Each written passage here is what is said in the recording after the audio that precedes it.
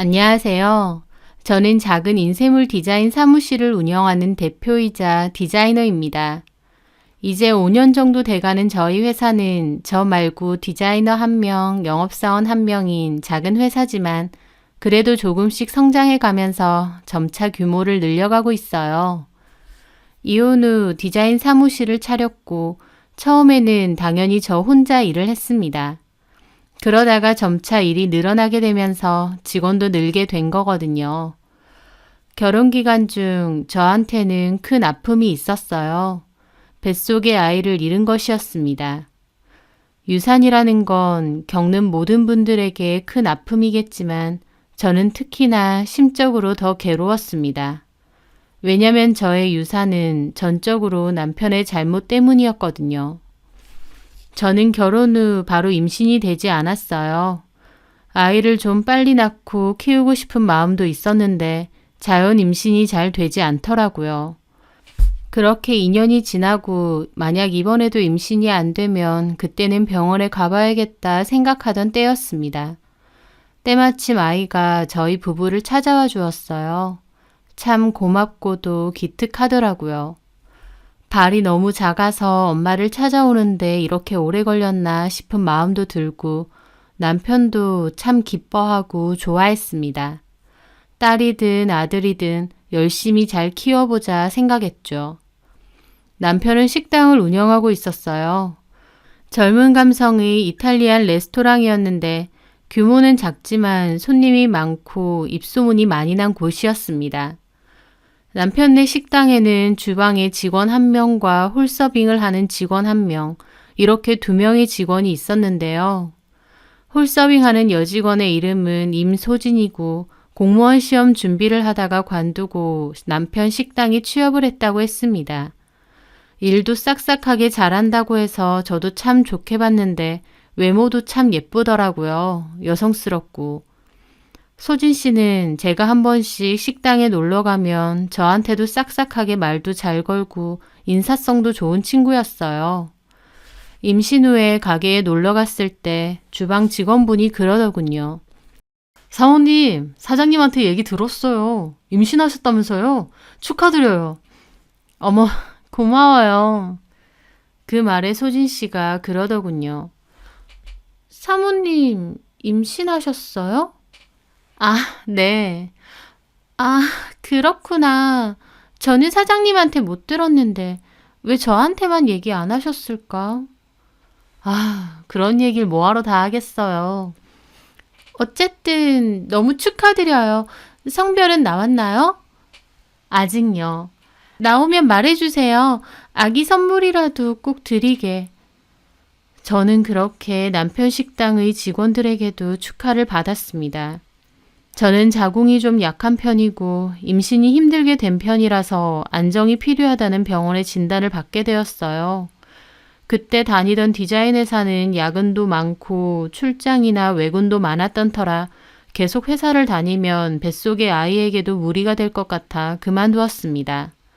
그리고 가벼운 외출 정도만 하면서 나름 조심하려고 신경을 썼었죠.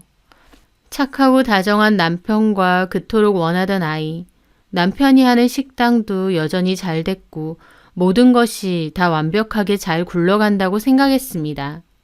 제 뒤에서는 어떤 일이 벌어지는지도 모른 채요.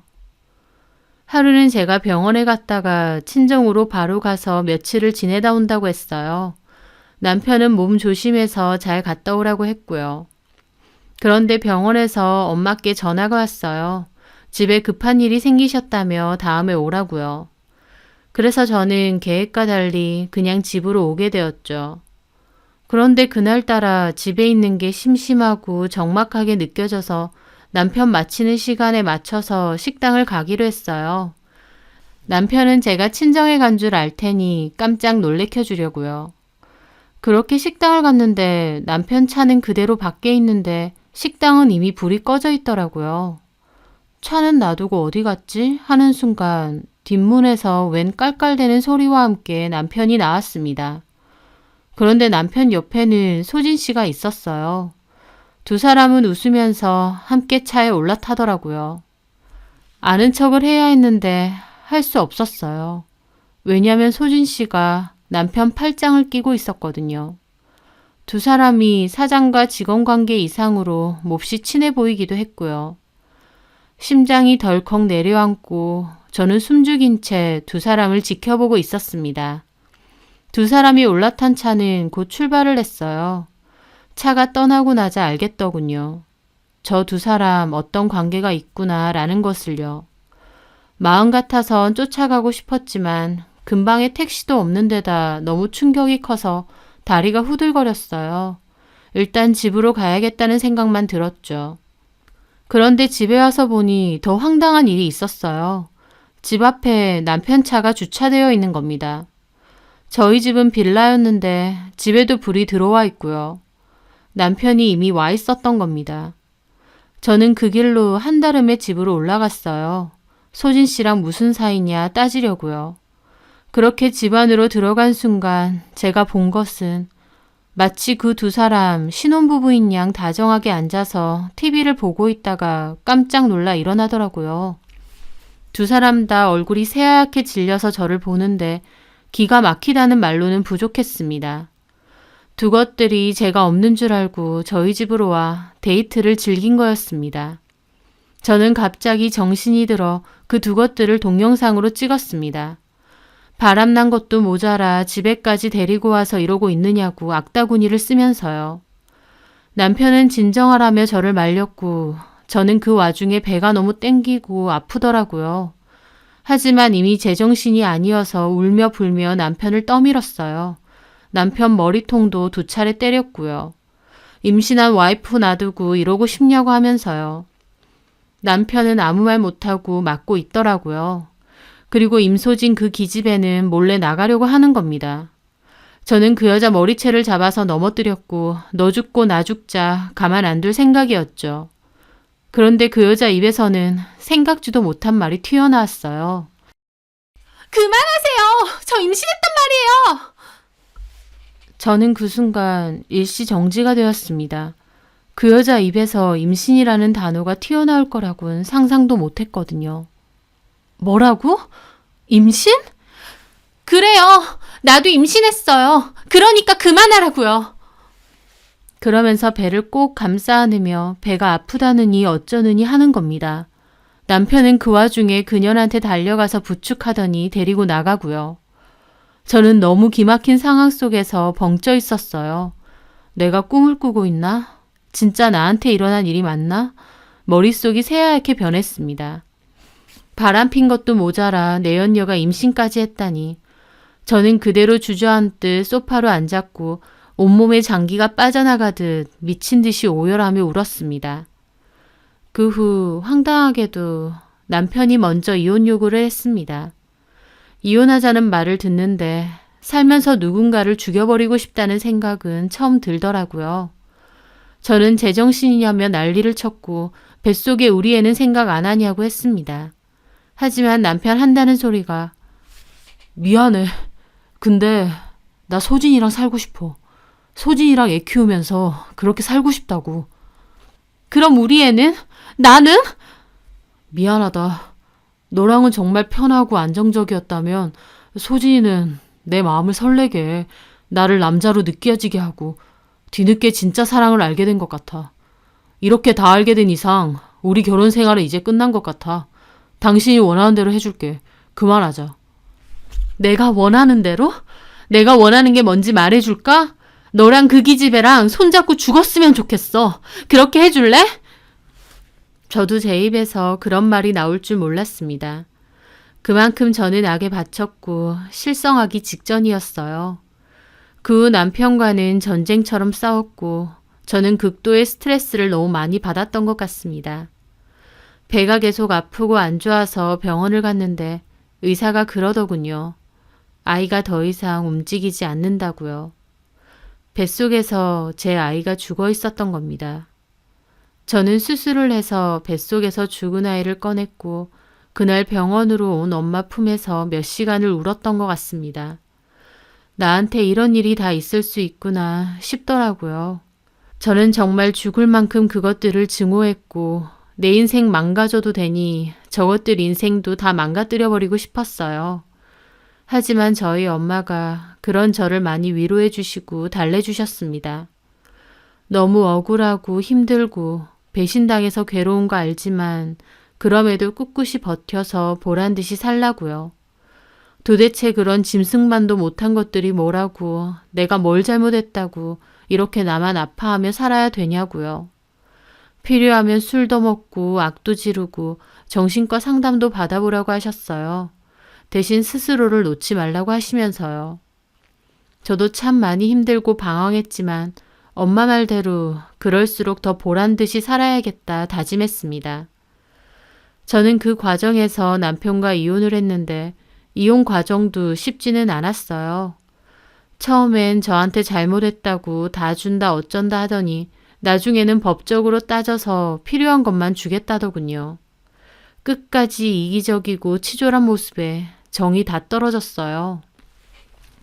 다 줄 테니 이혼만 해달라며. 근데 어떻게 이러니? 내가 왜 당신 때문에 이런 일들을 겪어야 해? 미안해. 근데 이해 좀 해줘. 나도 이제 애도 생기고 돈 들어갈 일도 많아질 텐데 당신이 말하는 요구는 너무 무리야. 솔직히 우리가 결혼 생활을 오래 했던 것도 아니잖아. 왜 말이 이렇게 바뀌는 거야? 누가 보면 내가 바람핀 줄 알겠어. 처음엔 해주려고도 했는데 소진이가 안 된대. 그 기집애 말은 듣고 내 말은 똥으로 들려? 어쨌든 법적으로 얘기하자. 그게 깔끔할 것 같아. 남편은 완전 그 여자한테 푹 빠져서 그 여자 꼭두각시가 돼 있었고 저한테 사모님 거리던 그 여자는 완전 고개 쳐들고 세상에 이혼은 저만 하는 거냐며 왜 이렇게 유난이냐는 식으로 굴더군요. 제 인생에서 가장 힘들었던 때를 꼽으라면 그때인 것 같습니다. 분명 잘못은 그것들이 했는데 도리어 뻔뻔하고 당당하기만 하더라고요. 너무 질리고 치가 떨렸고 그럴수록 저는 더 악착같이 냉정하게 내 것 챙기고 저것들이랑 끝을 내겠다. 저 더러운 똥물에서 나는 빠져나오겠다라는 각오로 버텼습니다. 그렇게 저는 위자료와 일정의 재산 분할을 받고 이혼을 하게 됐습니다. 그 후 내 인생에서 앞으로는 그것들을 완전히 지워버려야겠다는 마음만 먹었어요. 그러기 위해선 제가 바빠야겠더라고요. 저희 엄마는 저보고 좀 쉬면서 여행도 가고 마음도 추스르라고 하셨지만 저는 바로 디자인 사무실을 열었습니다. 시각 디자인 전공 후 계속 디자인 회사에서 일을 했기 때문에 언젠가는 제 사무실을 차려보고 싶다는 꿈이 있었거든요. 저는 그때가 기회라고 생각했어요. 제가 일에만 몰두하고 집중할 수 있는 그런 기회요. 그렇게 저는 작은 공용 사무실을 임대해서 컴퓨터와 시안용 프린터를 놔두고 본격적으로 일을 시작했습니다. 인터넷으로도 포트폴리오를 뿌려 주문을 받고 오프라인에서도 적극적으로 가게들을 돌아다니며 인쇄물이나 광고물 관련 주문을 받았죠. 그때 인연을 맺었던 분이 바로 그 사모님이었습니다. 저희 지역에 굉장히 큰 규모의 외식 전문 식당이 있었어요. 3층짜리 건물을 통으로 쓰고 주차장도 엄청 넓었죠. 게다가 메인 건물 옆에 있는 작은 건물에는 노래방 같은 유흥시설도 함께 있어서 규모가 꽤 컸습니다. 거기는 제가 영업을 한 건 아니었고 저희 사무실에서 디자인을 하셨던 분의 소개로 인연이 되었어요. 식당이 워낙 큰 규모이기 때문에 당연히 필요한 인쇄물이나 디자인도 많았고 저에게는 아주 좋은 기회였습니다. 저는 정말 열심히 밤을 새워가며 필요하신 디자인들을 해드렸는데 그 집 사모님은 결과물들이 너무 세련되고 예쁘다며 마음에 들어 하시더라고요. 메뉴판이며 명함, 포스터, 현수막, 전단지, 안내판 등 온갖 필요한 디자인 인쇄물들은 다 제가 해드린 것 같아요.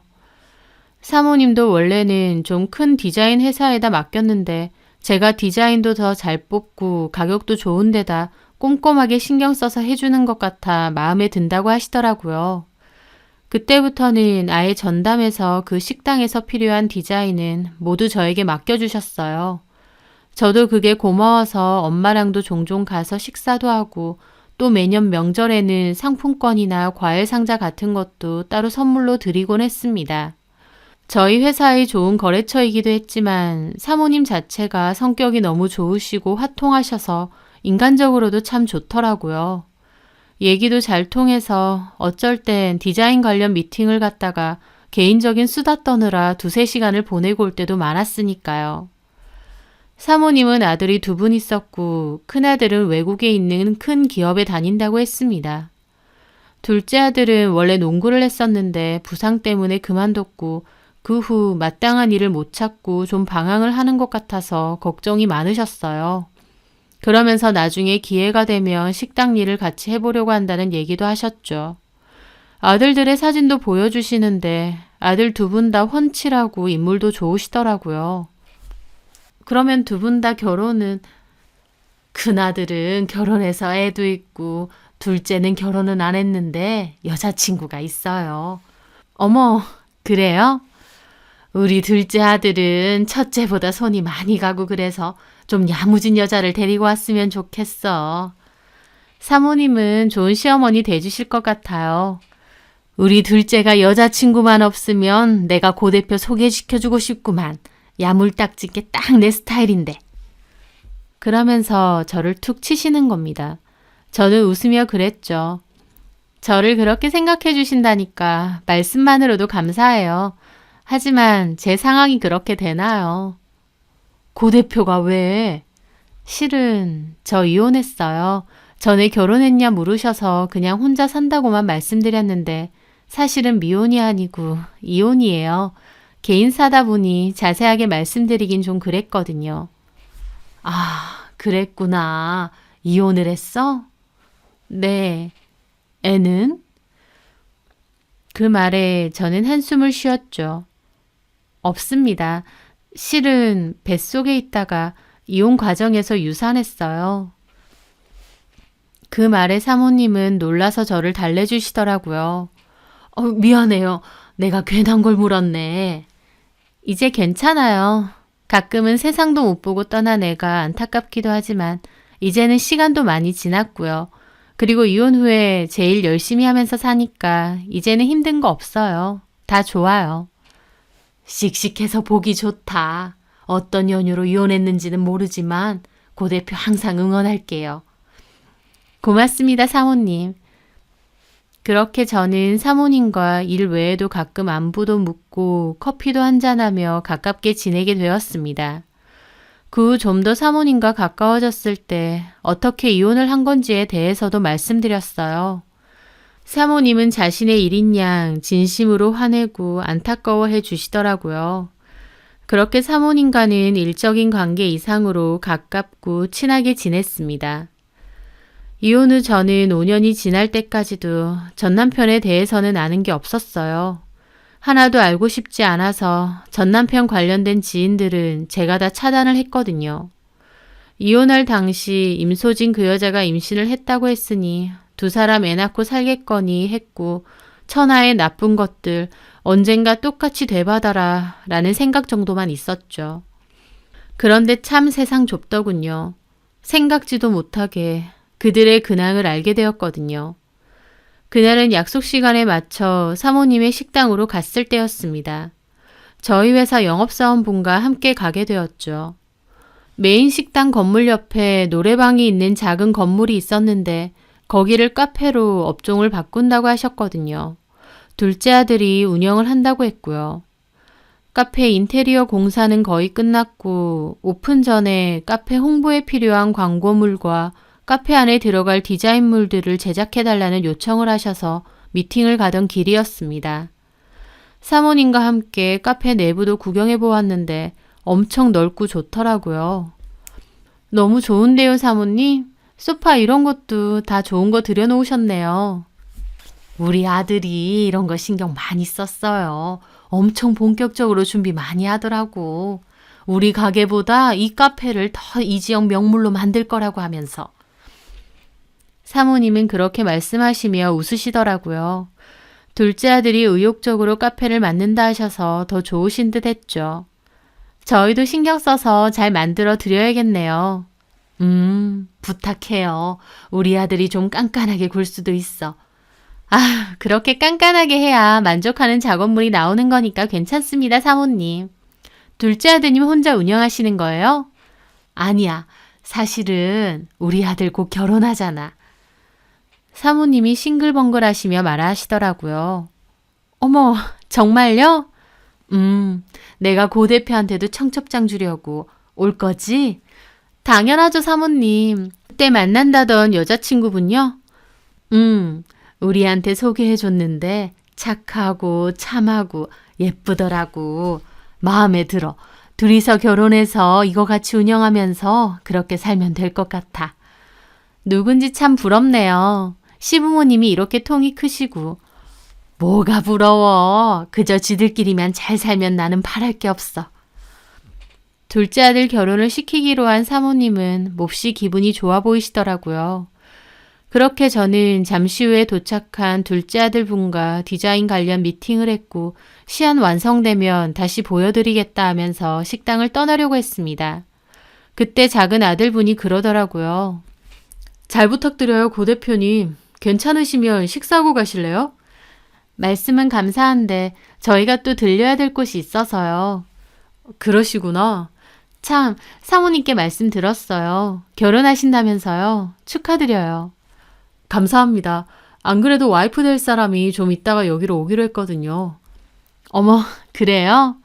예, 다음에 오시면 같이 얘기 나누면 될 것 같아요. 저도 결혼해서 와이프랑 같이 여기 운영할 거니까 다 같이 보는 게 좋을 것 같네요.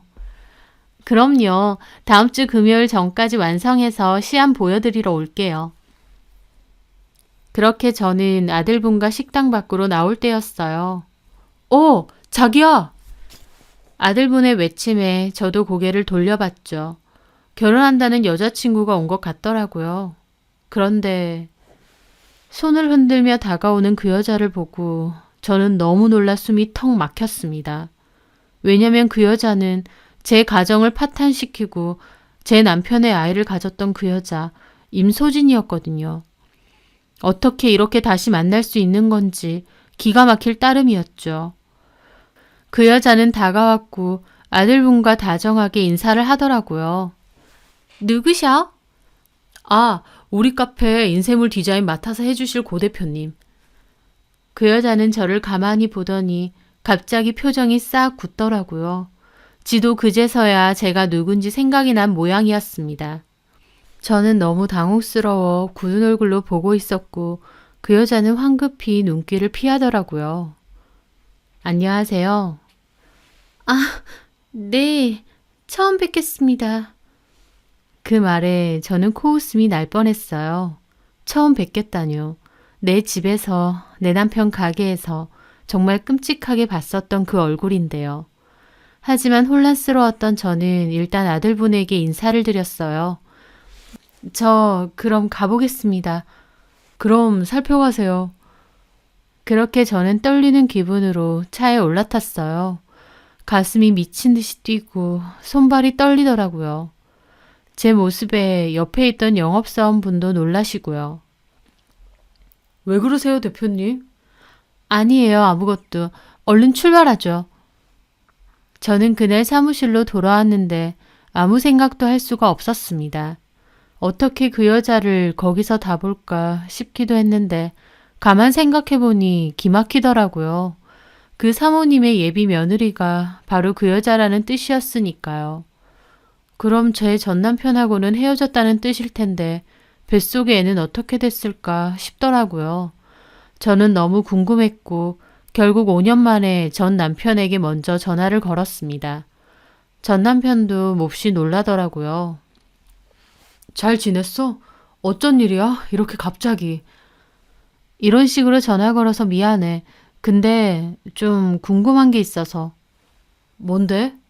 너 그 여자 임소진이랑은 헤어졌니?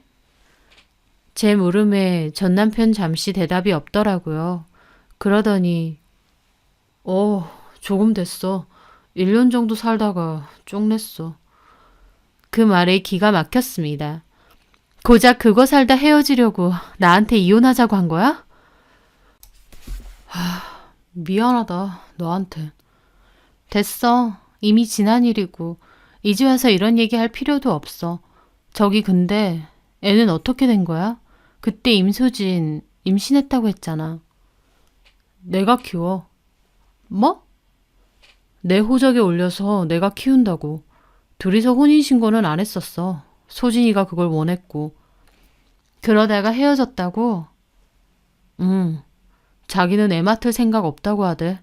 그래서 내가 맡아서 키우고 있어. 애 보러도 안 와. 그런 여잔데 내가 미쳤던 거지. 미쳤던 걸 이제 알았니? 아니다. 이런 얘기 다 의미 없어. 어쨌든 애는 낳았고 네가 키운다 이거지? 근데 그걸 왜 물어 갑자기? 아니, 임소진을 우연히 만났거든. 근데 과거 다 숨기고 아무렇지 않게 결혼하는 것 같길래. 정말이야? 어쨌든 대답해줘서 고마워. 그렇게 전화를 끊으려 하자 전 남편이 그러더군요. 저기, 전화해줘서 고마워. 네 생각 많이 나더라. 잘 지내지?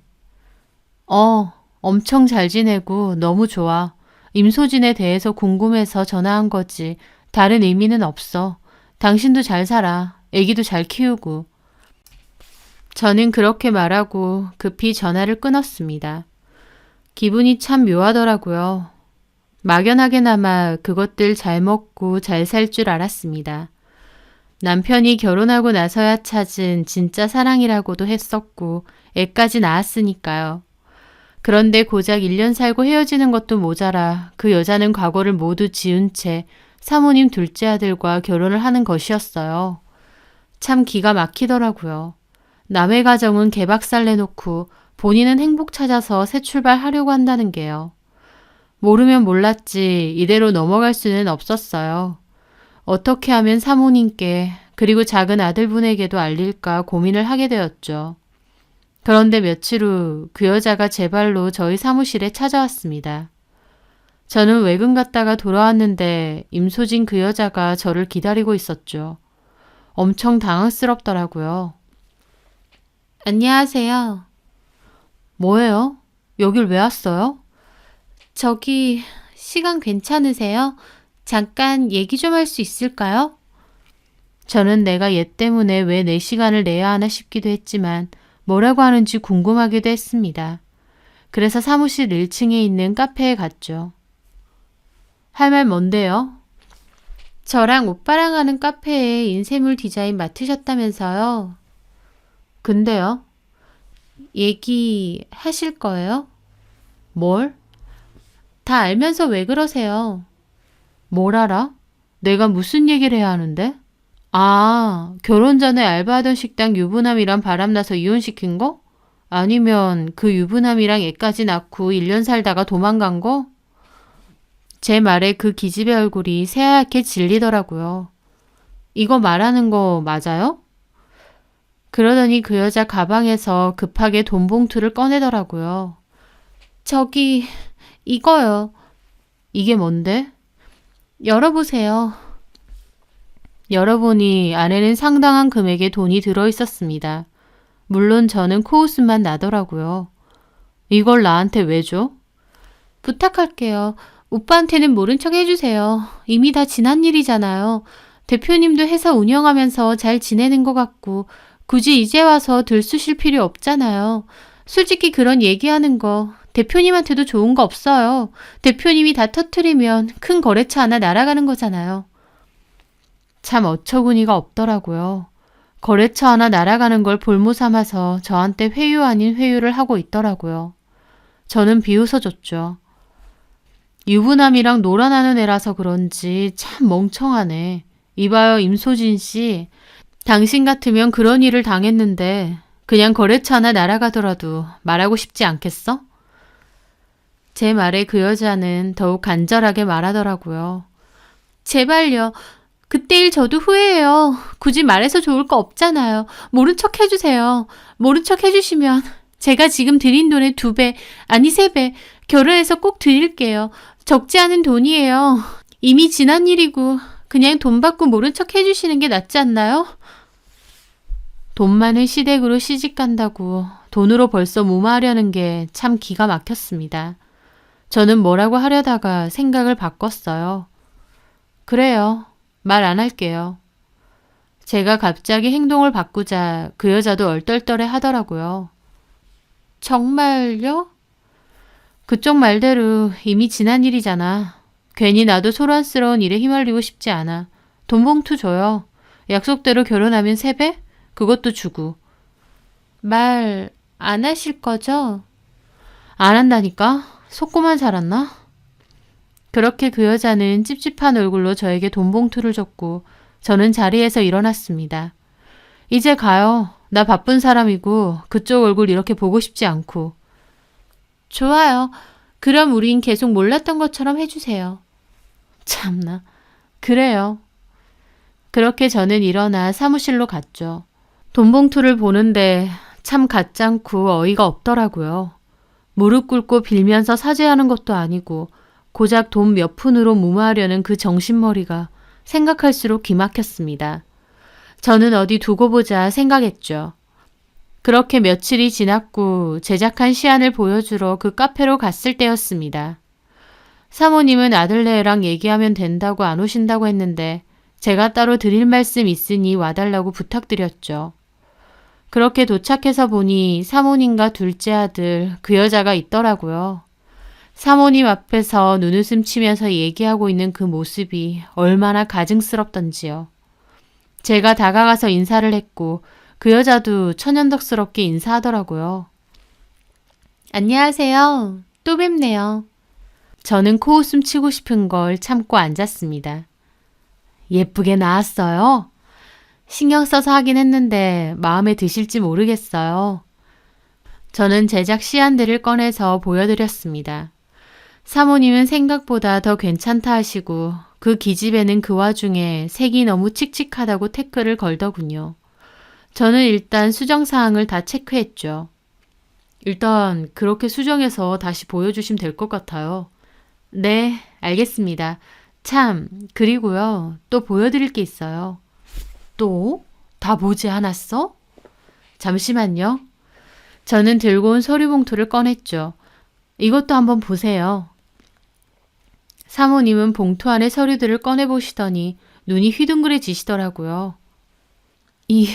이게 뭐예요, 고 대표? 전에 말씀드렸죠. 제 전 남편이 바람나서 이혼했다고. 그 과정에서 유산까지 했다고요. 그때 썼었던 상간소송 소장이에요. 제 말에 그 여자 순간 놀라서 사모님 손에 들려있던 종이를 확 뺐더라고요. 그러더니 저한테 외치는 거예요. 미쳤어요? 뭘요? 사모님 기막힌 얼굴로 그 여자 쳐다보고 있고 무슨 일인지 모르는 둘째 아들 분은 어리둥절하게 보더라고요. 잠깐 나와봐요. 그러면서 저를 당기려는 거예요. 저는 뿌리쳤죠. 왜 이래요? 여기서 얘기해요. 진짜 이럴 거예요? 약속이랑 다르잖아요. 약속? 아, 잠깐만. 저는 가방에서 돈 봉투도 꺼내서 그 여자 면상에 집어 던졌습니다. 자, 도로 갖고 가. 이까진 약속 안 지키면 그만이야. 사모님, 이 여자가 며칠 전에 찾아와서 이 돈 줄 테니까 과거는 좀 묻어달라네요. 근데 그럴 수가 있어야죠. 다른 것도 아니고 제가 사모님을 속일 순 없잖아요. 제 말에 둘째 아들 놀라서 그 여자 손에 들린 소장 종이를 뺏어서 보더군요. 그러더니 기가 막혀서 그 여자 다시 보고요. 이게 진짜야? 아니야. 저 여자가 나 모함하는 거야. 나 아니야. 고 대표가 뭐하러 너를 모함해? 고 대표 전 남편이랑 바람났던 그 내연녀가 너란 말이야? 세상에. 아니에요, 어머님. 다 오해예요. 저 여자 알지도 못한다고요. 임소진이라는 이름이 저만 있는 것도 아니고 동명이인일 수도 있잖아요. 그 여자 아주 바득바득 우기더라고요. 그래서 제가 그것도 꺼냈습니다. 이봐요, 임소진 씨. 그럼 우리 회사는 왜 찾아왔는데? 나한테 돈 봉투 주면서 말하지 말라고 왜 그랬는데? 내가 언제요? 이럴 줄 알고 카페 가기 전에 내가 녹음기등 켜놨어. 저는 조용히 핸드폰에 녹음된 녹음 기능을 재생했습니다. 임소진이 저 찾아와서 얘기하자고 했을 때 뭐라고 하는지 보자 하면서 폰 녹음 기능을 켜서 주머니에 넣고 있었거든요. 그걸 재생하자 그 여자 제 폰까지 뺏으려고 하더라고요. 저는 잽싸게 폰을 챙기며 말했죠. 속이고 우긴다고 다 없던 일이 될 것 같아? 참 뻔뻔하고 대단하네. 한 번 사는 인생 정말 대단하게 사는 것 같아. 그 여자 저 죽일 듯이 노려보더라고요. 뭘 노려봐? 노려봐야 될 사람이 누군데? 너는 남의 가정 이혼까지 시켜놓고 고작 네 과거 말한 게 이렇게 분하니? 없던 일도 아니잖아. 나는 너 때문에 겨우 가진 아이까지도 유산했어. 근데 너는 어쨌어? 유부남이랑 놀아나서 애까지 가졌으면 낳고 잘 살기라도 하던가. 1년 만에 애 내팽개치고 집 나갔다며? 그 애 한 번도 보러 가지도 않았다며? 제 말에 둘째 아들 분은 입이 떡 벌어지더라고요. 애라고요? 애까지 낳았어요? 네. 이혼 후 처음으로 전 남편에게 전화해서 물어봤어요. 그랬더니 자기 혼자 키우고 있고 애 엄마는 집 나간 지 꽤 됐대요. 혼인신고는 따로 안 했고요. 둘째 아들 얼굴 새파랗게 질려서 그 여자 쳐다보더라고요. 분노, 배신감에 이글이글 타서요. 오빠, 아니야. 저 여자 미친 여자야. 그게 아니고. 그 순간 둘째 아들 테이블 위에 있던 물잔을 그 여자 얼굴에 끼얹어 버렸습니다. 당장 내 앞에서 꺼져. 오빠. 그러자 사모님도 그러더군요. 물 한 잔 더 맞고 꺼질래? 어디서 그런 과거를 숨기고 과거도 그냥 과거야? 남의 가정 파탄 내고 애까지 낳고 내가 고 대표 말 들었을 때 그런 천하의 나쁜 년이 다 있나 했는데 그게 너였니? 세상에 끔찍하다 정말. 당장 나가! 사모님까지 부들부들 떨면서 역정을 내시더라고요. 결국 그 여자 우는 건지 얼굴에 흐르는 물인지를 닦고는 돈봉투 챙겨 도망치듯 나갔습니다. 사모님과 둘째 아들분은 허탈하게 앉아 계시고요. 저도 말씀드렸죠. 이런 식으로 말씀드려서 죄송해요. 그때 처음 봤을 때 알아봤었고 며칠 뒤에 저희 사무실 찾아와서 비밀로 해달라더라고요. 하지만 사모님께도 또 아드님께도 말씀드려야 될 것 같았어요. 고 대표가 뭐가 죄송해요. 우리한테 알려준 건데. 다만 우리도 너무 갑작스럽고 좀 혼란스럽네. 그러실 거예요. 저는 짐을 챙겨 일어났습니다. 많이 혼란스러우실 것 같아서 저는 먼저 일어나겠습니다. 그렇게 저는 카페를 떠났습니다. 후련하기도 하면서 충격받았을 사모님을 생각하니 죄송하기도 하더라고요. 제 잘못은 아니지만 제가 터뜨린 건 맞으니까요. 이 일로 저를 보기가 껄끄러워서 거래를 끊는다 하셔도 어쩔 수 없다 생각했습니다. 하지만 일주일 정도 지나고 사모님은 다시 연락이 왔어요. 저희 사무실 근처라고 하셔서 사무실로 오시라고 했죠. 일주일 사이였지만 사모님도 많이 초췌해 보이시더라고요. 괜찮으세요? 제가 그때 폭탄 던지고 가서 저도 마음이 많이 안 좋았어요. 고 대표가 만든 폭탄도 아니고 우리도 처음엔 너무 당황스러웠지. 소진이 걔가 그런 애일 거라고는 꿈에도 상상 못했어. 착하고 싹싹하고 참 괜찮았거든. 근데 고 대표 전 남편이랑 바람나고 그 사이에 애까지 낳았었다니. 그리고 그걸 싹 숨기고 우리 아들이랑 결혼까지 하려고 했다는 게 얼마나 소름 끼치는지. 그렇죠. 저도 처음 봤을 때 안 믿어졌으니까요. 시간이 조금 지나니까 오히려 고 대표한테 고마워. 그런 애인 줄 모르고 결혼까지 시킬 뻔했었으니까. 물론 우리 민영이는 지금도 좀 힘들어해. 사랑하는 여자한테 배신당한 거니까. 그거 지켜보는 우리도 마음 안 좋긴 한데 어떻게 보면 차라리 잘 됐어. 괜히 그런 이상한 여자랑 결혼까지 했으면 어쩔 뻔했어. 맞아요, 사모님. 이혼보단 파혼이 낫죠. 고마워. 용기 내서 우리한테 알려줘서. 사모님을 위한 것도 있지만 저를 위한 것도 있어요. 그 여자 저한테 치 떨리는 여잔데 사모님처럼 좋은 분이 계신 집으로 시집간다고 하니 그것만큼 기막힌 게 어딨겠어요. 이유야 어찌됐건 고마워요. 우리 입장에선 고마운 게 커. 그렇게 사모님은 저에게 고마워하셨고 아드님도 마음 잘 추스르고 예정대로 카페도 오픈하시더라고요. 그 후에도 여전히 일적으로도 또 개인적으로도 친분을 유지하며 사모님과는 잘 지내고 있습니다. 이혼 과정은 제 인생에선 가장 힘든 일로 생각될 만큼 괴로웠던 때였습니다. 왜 나에게 이런 일이 일어났나, 내가 뭘 잘못했길래 라는 생각이 가득했었죠. 하지만 어느 책의 구절에 그런 말이 있더군요. 내가 무엇이간데 나만 안 그러란 법이 있나 라는 생각을 받아들이라고. 왜 나에게만 이러한 일이 일어났을까, 괴로움에 배신감에 정말 힘들었는데 나라고 이런 일이 일어나지 말란 법은 없다로 고쳐먹으니 마음이 한결 나아졌습니다. 누구에게나 불행과 억울한 일은 닥칠 수가 있고 그게 하필 왜 나한테만 닥쳤나 생각하면 참 힘들잖아요. 하지만 바꿔 생각하면 그게 꼭 나한테만 일어나지 말란 법은 없다는 거죠. 저도 물론 몹시 힘든 일이었지만 그 힘든 생각에만 매몰되지 않고 앞으로 나아가려고 노력했습니다. 보란 듯이 내 일과 내 목표에만 집중하면서 살았죠. 그러다 보니 오히려 이혼 후 제 스스로를 지키며 살아갈 힘이 생기게 된 것 같습니다. 앞으로도 그러한 마음가짐으로 꿋꿋하게 열심히 그리고 보란 듯이 잘 살아가고 싶네요. 제 사연 들어주셔서 감사합니다.